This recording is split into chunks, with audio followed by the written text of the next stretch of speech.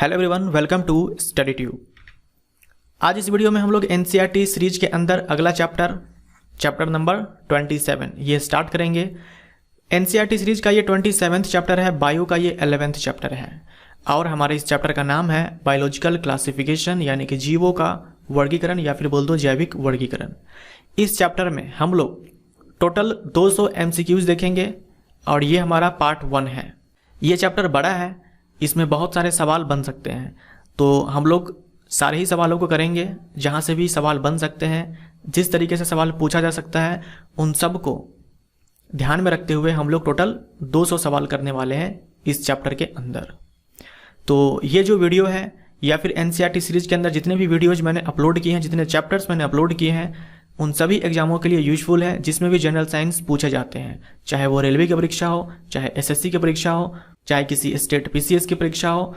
किसी भी एग्जामिनेशन में अगर जनरल साइंस पूछा जा रहा है तो आपके लिए ये वीडियो इंपॉर्टेंट है। आप इस वीडियो को देख सकते हैं। इनफैक्ट एनसीईआरटी सीरीज के हर चैप्टर्स को आप देख सकते हो। ये जो हमारा चैप्टर है बायोलॉजिकल क्लासिफिकेशन, ये हमें क्लास 9th में थोड़ा बहुत पढ़ना होता है और उसके बाद क्लास 11th में डिटेल में पढ़ना होता है। तो हमारे एग्जामिनेशन के लिए जितना ज़रूरी है, मैंने इन दोनों क्लासेस को मिलाते हुए MCQs तैयार किया है। एनसीईआरटी सीरीज के अंदर मैंने अब तक जितने भी चैप्टर्स अपलोड किए हैं, उन सभी को आप देखना चाहते हैं तो हमारे चैनल के प्लेलिस्ट में जाओ। आपको एनसीईआरटी नाम से एक प्लेलिस्ट मिलेगा, सारे ही चैप्टर्स आपको इस प्लेलिस्ट के अंदर मिल जाएगा।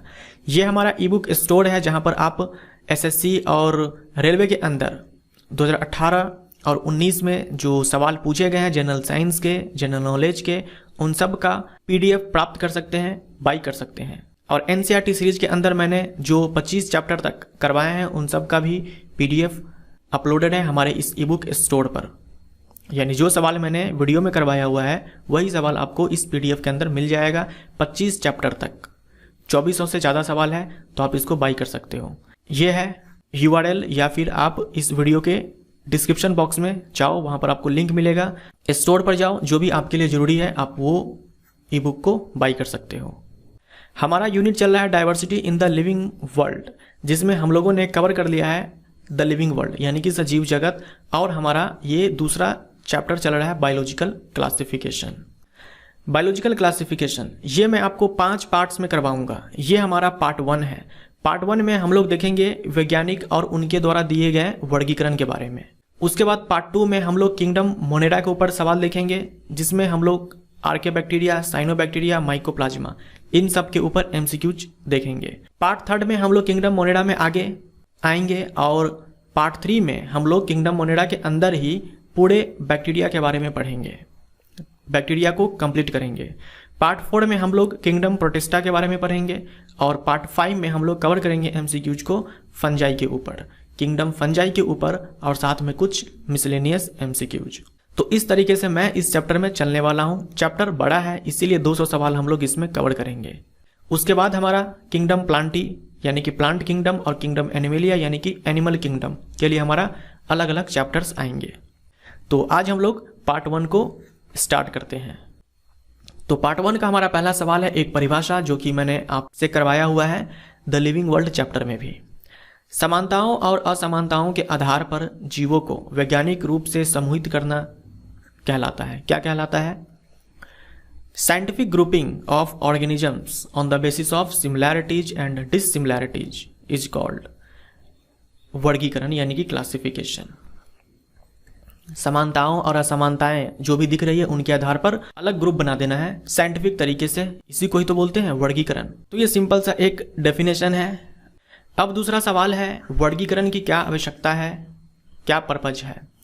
तो जीवों को आसानी से पहचानने के लिए, नए जीवों को पहचानने में इससे मदद मिलती है अगर वर्गीकृत ऑलरेडी किया हुआ होता है। तो साथ में जो जीव हैं उनके बीच क्या संबंध है, तो ये सारी चीज़ें हैं जिनके लिए वर्गीकरण की आवश्यकता पड़ती है।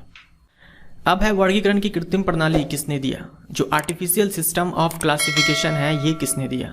ये दिया लिनियस ने।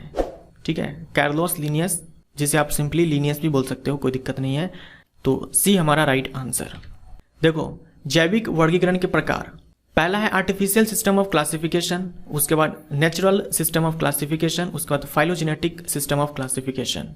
आर्टिफिशियल सिस्टम ऑफ क्लासिफिकेशन, इसमें क्या हुआ, जो जीव थे उनके कुछ ही लक्षणों को देख करके, यानी 1 2 3 कैरेक्टर्स को देख करके ही उनको वर्गीकृत कर दिया, क्लासिफाइड कर दिया। जैसे कि कौन जीव खुद से चल पाता है, कौन जीव खुद से नहीं चल पाता है, बस इतनी सी बात को देख करके वर्गीकृत कर दिया। या फिर कौन से पौधे फूल देते हैं, कौन से नहीं देते हैं, बस हो गया, इनके आधार पर वर्गीकृत कर दिया। कौन से जानवर का खून लाल है, किसका लाल नहीं है, 2 भाग में जानवरों को बांट दिया। तो ये है artificial system of classification. Artificial system of classification में जो वर्गीकरण किया गया उसमें कुछ ही अभिलक्षणों को ध्यान में रखा गया, ज़्यादा अभिलक्षणों को ध्यान में नहीं रखा गया। तो ये जो आर्टिफिशियल सिस्टम ऑफ क्लासिफिकेशन है ये दिया लिनियस ने। नेचुरल सिस्टम ऑफ क्लासिफिकेशन ये दिया बेंथम एंड हुकर ने। आपके लिए वैज्ञानिकों का नाम इंपॉर्टेंट है, इसके अंदर किस तरीके से वर्गीकृत किया गया ये इंपॉर्टेंट नहीं है। आर्टिफिशियल सिस्टम के लिए लिनियस और नेचुरल सिस्टम के लिए Bentham and Hooker. Natural system classification में बहुत सारे अभिलक्षणों के आधार पर क्लासिफिकेशन किया गया। यहाँ तो कुछ ही कैरेक्टर्स को ध्यान में रखा जाता था, लेकिन यहाँ पर बहुत सारे कैरेक्टर्स को ध्यान में रखा जाता था, आंतरिक रूप से भी और बाह्य रूप से भी जो अंतर देखने को मिलती है उनके आधार पर वर्गीकरण किया गया नेचुरल सिस्टम ऑफ क्लासिफिकेशन में। यानी आर्टिफिशियल सिस्टम से ये बहुत ही बेहतर था, बहुत ही अच्छा था। लेकिन नेचुरल सिस्टम के अंदर, नेचुरल सिस्टम ऑफ क्लासिफिकेशन के अंदर इस बात का ध्यान नहीं रखा गया कि इवोल्यूशन के नज़रिए से जीवों में क्या संबंध है, यानी कि इवोल्यूशनरी रिलेशनशिप क्या है ऑर्गेनिजम्स के बीच, इस बात का ध्यान नहीं रखा गया। ये ध्यान रखा गया किसमें, फाइलोजेनेटिक सिस्टम ऑफ क्लासिफिकेशन में। नेचुरल सिस्टम ऑफ क्लासिफिकेशन में जो सारी बातें थी ये इसमें इंक्लूड है।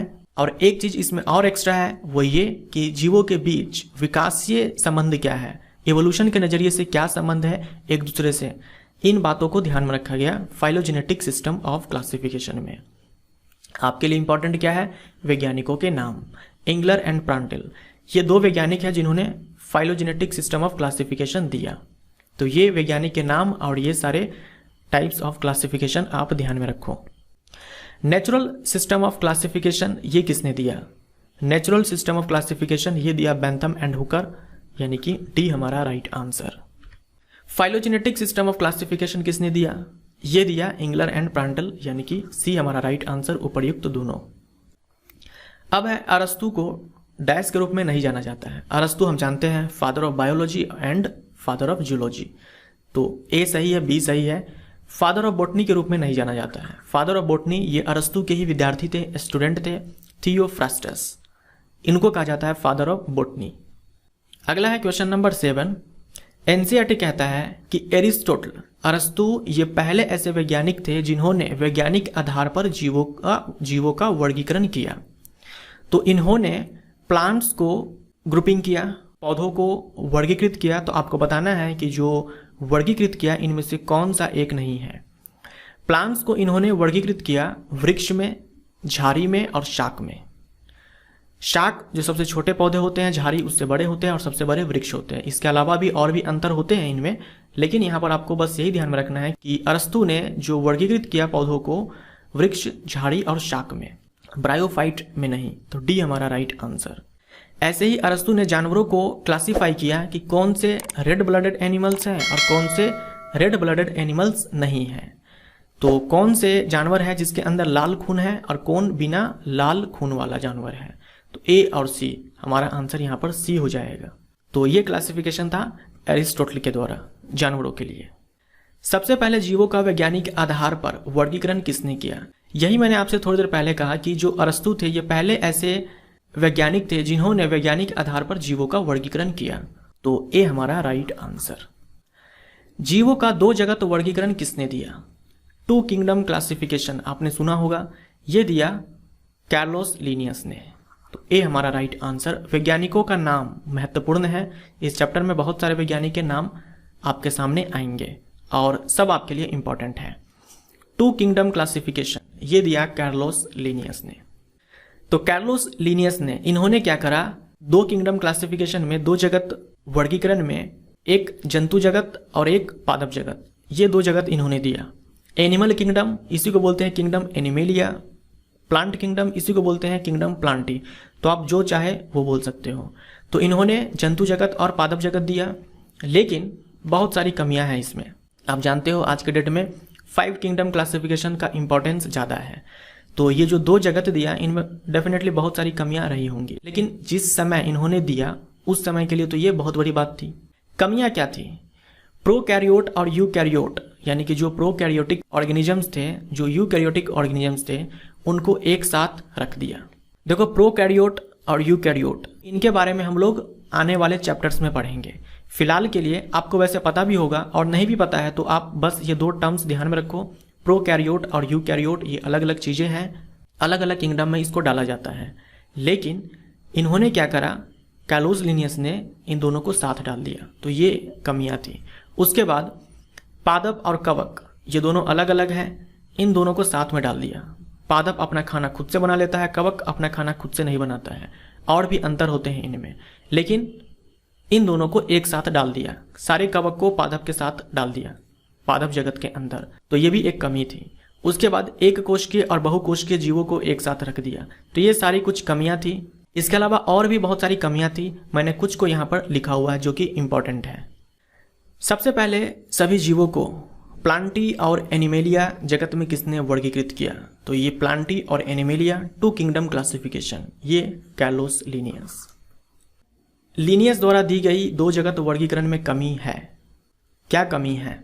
तो अभी हम लोगों ने देखा कि प्रोकैरियोटिक और यूकैरियोटिक, इन दोनों को साथ में रख दिया। कवक और पादप को साथ में रख दिया। एक कोशिकीय और बहुकोशिकीय जीवों को साथ रख दिया।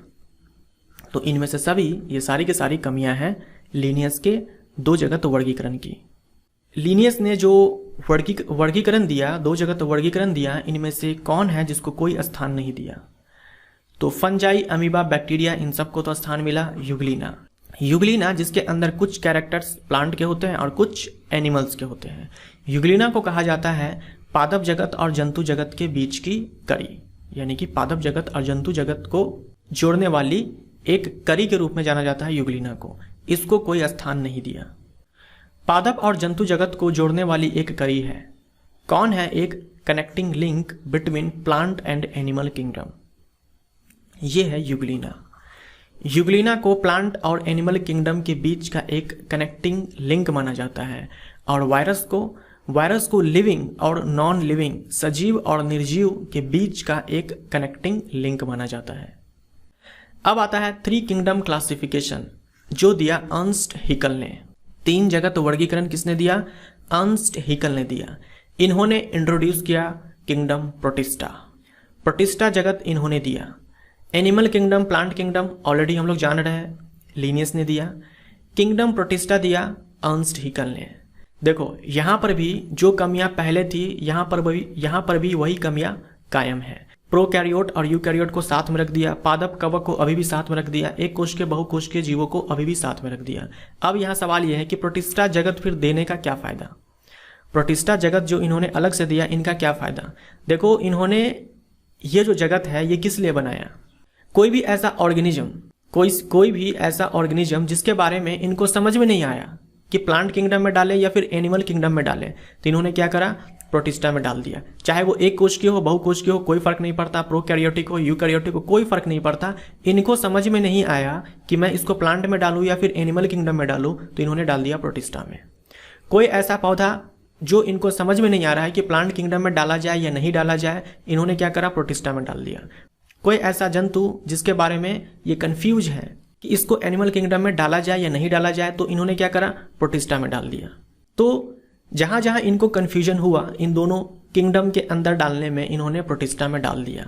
इन्होंने ये नहीं सोचा कि इसमें हम प्रोकैरियोटिक डालेंगे या फिर यूकैरियोटिक डालेंगे, केवल यूनिसेलुलर या फिर मल्टीसेलुलर डालेंगे। नहीं, कंफ्यूजन है तो कोई बात नहीं, तू प्रोटिस्टा के अंदर चला जा।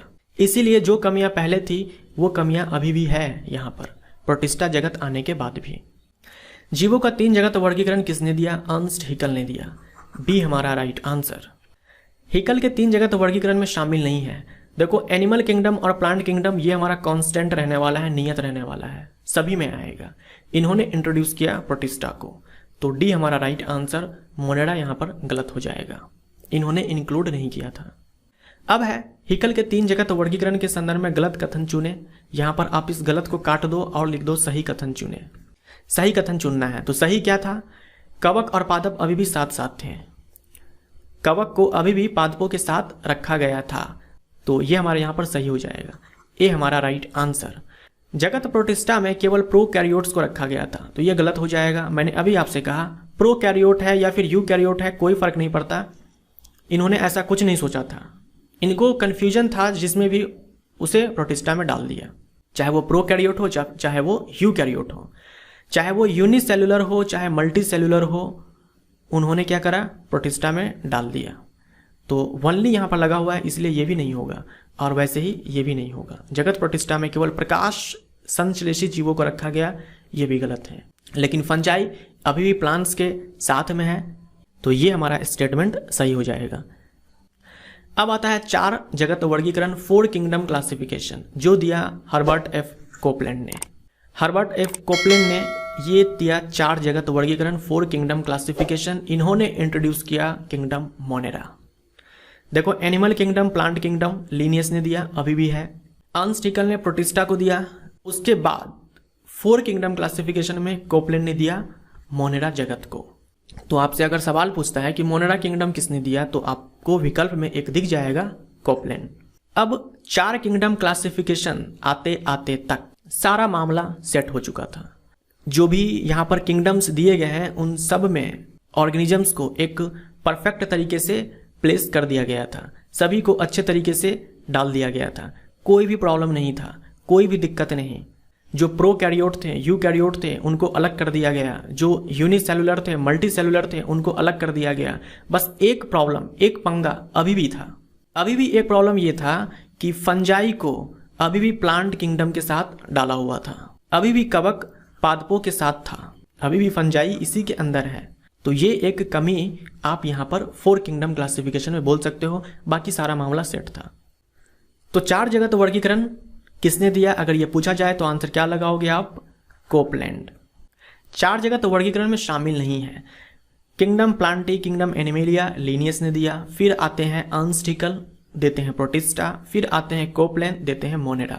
फंजाई, अभी किंगडम फंजाई नहीं आया है, अभी जो फंजाई है वो प्लांट्स के साथ ही है 4 जगत वर्गीकरण तक। 4 जगत वर्गीकरण की एक कमी है, प्रोकैरियोट और यूकैरियोट को साथ रखा गया है, तो ये तो गलत है। ऐसा नहीं है, अलग अलग हो चुका है। 4 किंगडम क्लासिफिकेशन में ये अलग हो चुका है, तो ये हमारा सही आंसर नहीं होगा, ये कमी नहीं है। इसी तरीके से यूनिसेलुलर और मल्टी सेलुलर ये भी अलग हो चुका है, यहाँ पर लिखा है कि साथ है, ये भी नहीं होगा। पादप और कवक को एक साथ रख दिया, तो ये सही है। अभी भी जो कवक है वो पौधों के साथ है। अब है 5 जगत वर्गीकरण, ये किसने दिया? ये कम से कम आपको तो ध्यान में होगा ही, आर.एच. विटेकर। तो डी हमारा राइट आंसर। 5 किंगडम क्लासिफिकेशन, आपके लिए जो सबसे इंपॉर्टेंट है वो यही है, 5 जगत वर्गीकरण। इस 5 जगत वर्गीकरण में क्या आप मुझे बताएंगे सबसे अंत में कौन आया, कौन सा जगत आया? ये आया किंगडम फंजाई।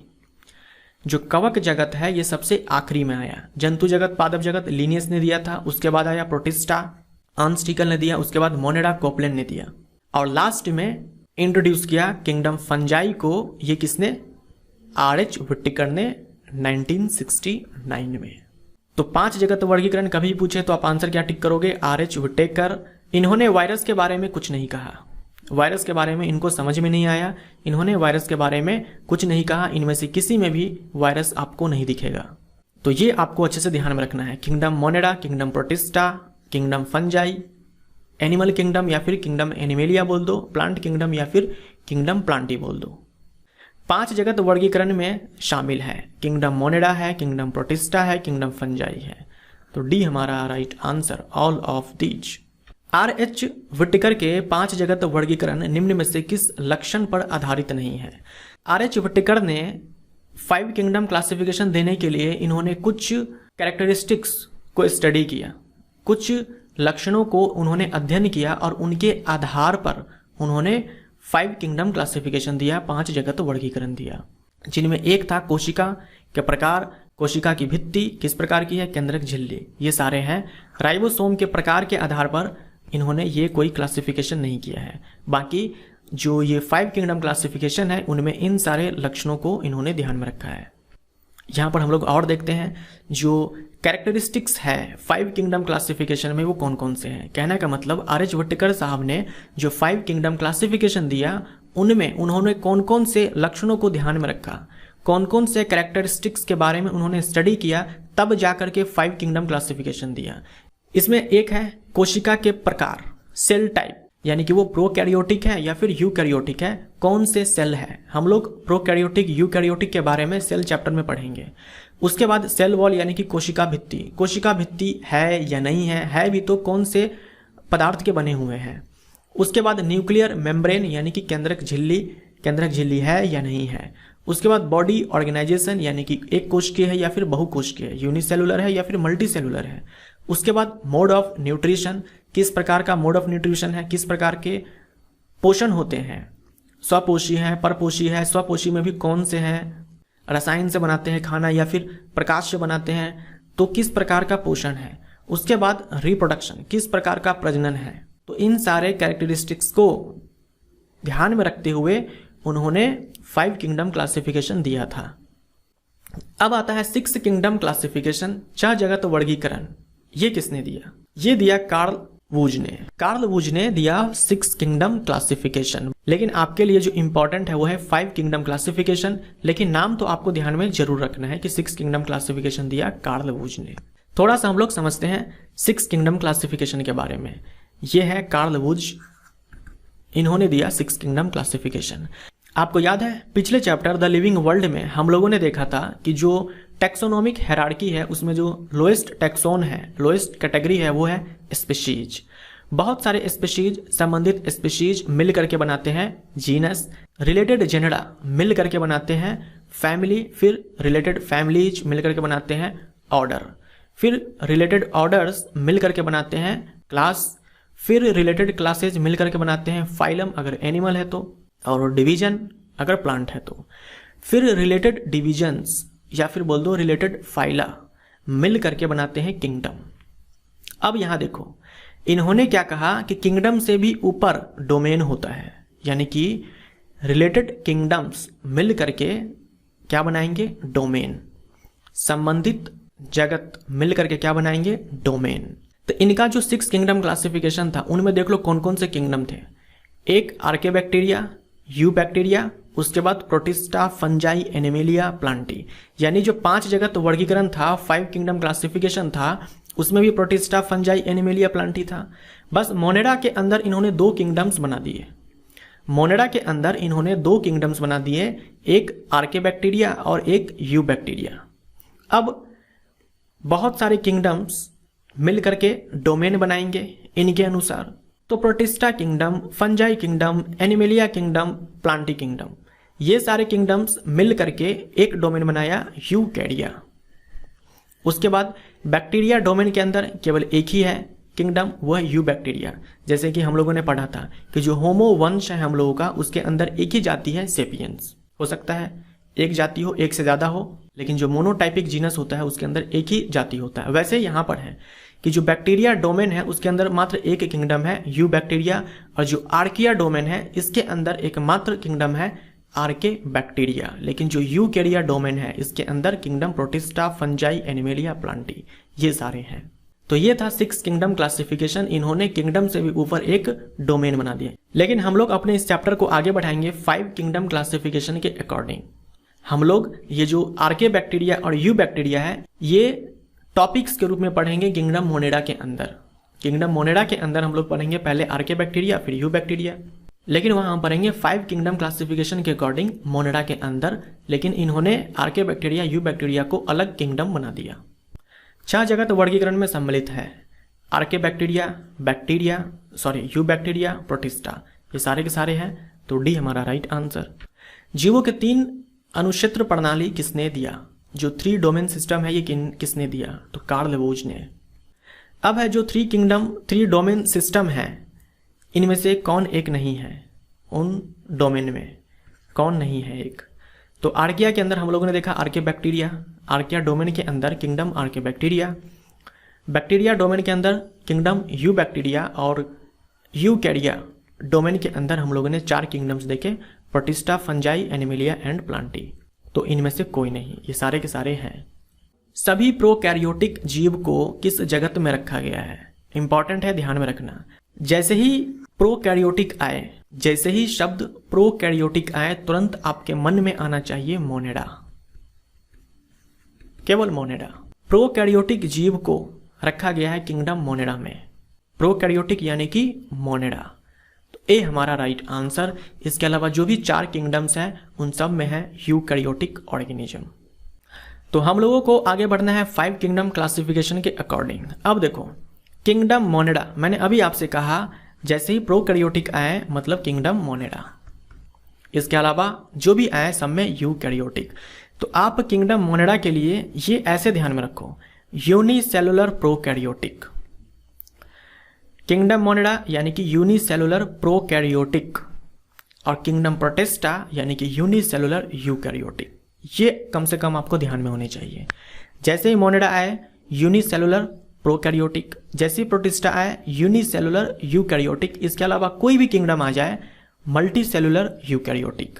आप यहाँ ध्यान से देखो तो केवल किंगडम मोनेडा के अंदर प्रोकैरियोटिक है, बाकी सब में यूकैरियोटिक है। और केवल मोनेडा और प्रोटिस्टा के अंदर यूनिसेलुलर है, बाकी सब में मल्टी सेलुलर है। तो आप एक साथ ध्यान में रखो, किंगडम मोनेडा है यानी कि यूनिसेलुलर प्रोकैरियोटिक, किंगडम प्रोटिस्टा है यानी कि यूनिसेलुलर यूकैरियोटिक, बाकी कोई भी आए मल्टी सेलुलर यूकैरियोटिक। एक कोश के जीवों को किस जगत में रखा गया है? अब देखो, जैसे ही यूनिसेलुलर आए तुरंत आपके मन में आना चाहिए किंगडम मोनेडा एंड प्रोटिस्टा, क्योंकि यूनिसेलुलर के लिए 2 किंगडम्स हैं। एक कोश के जीवों के लिए 2 जगत है, एक है जगत मोनेडा और एक है जगत प्रोटिस्टा। तो यहां से फंजाई डिलीट हो जाएगा, ए और बी दोनों हो जाएगा हमारा आंसर, मोनेडा एंड प्रोटिस्टा। अब एक कोश के यूकैरियोट को किस जगत में रखा गया है? यूनिसेलुलर यूकैरियोट्स को कौन से किंगडम में रखा गया है? अब जैसे ही यूनिसेलुलर आया तो इसके लिए 2 किंगडम्स हैं, एक है किंगडम मोनेडा और एक है किंगडम प्रोटिस्टा। अब जैसे ही यूकैरियोट आया तो मोनेडा यहाँ से भाग जाएगा, कट जाएगा, क्योंकि मोनेडा के अंदर प्रोकैरियोट्स होते हैं। तो प्रोटिस्टा हमारा राइट आंसर। देखो, मोनेडा के अंदर प्रोकैरियोट्स होते हैं तो ये तो होगा नहीं। फंजाई के अंदर मल्टी सेलुलर होता है और प्लांट्स के अंदर भी मल्टी सेलुलर होता है, तो ये भी नहीं होगा। यूनिसेलुलर यूकैरियोट के लिए एक ही किंगडम है, प्रोटिस्टा। किस जगत में केंद्रक झिल्ली नहीं पाई जाती?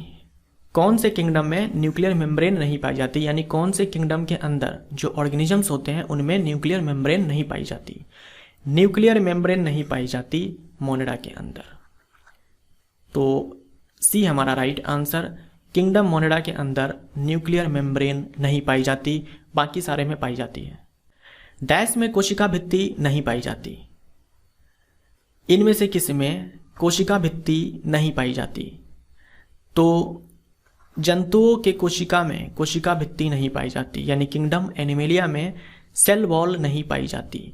अब एक चीज यहां पर आप ध्यान में रखना, इन सब के बीच इनमें जो भी आते हैं ना, इनमें कुछ एक्सेप्शंस भी हो सकते हैं, अपवाद भी हो सकते हैं। तो आप ये कसम मत खा लेना, कोई ऐसा गांठ मत बांध लेना कि नहीं होता है तो नहीं होता है, अगर होता है तो होता है, ऐसा नहीं करना है आपको।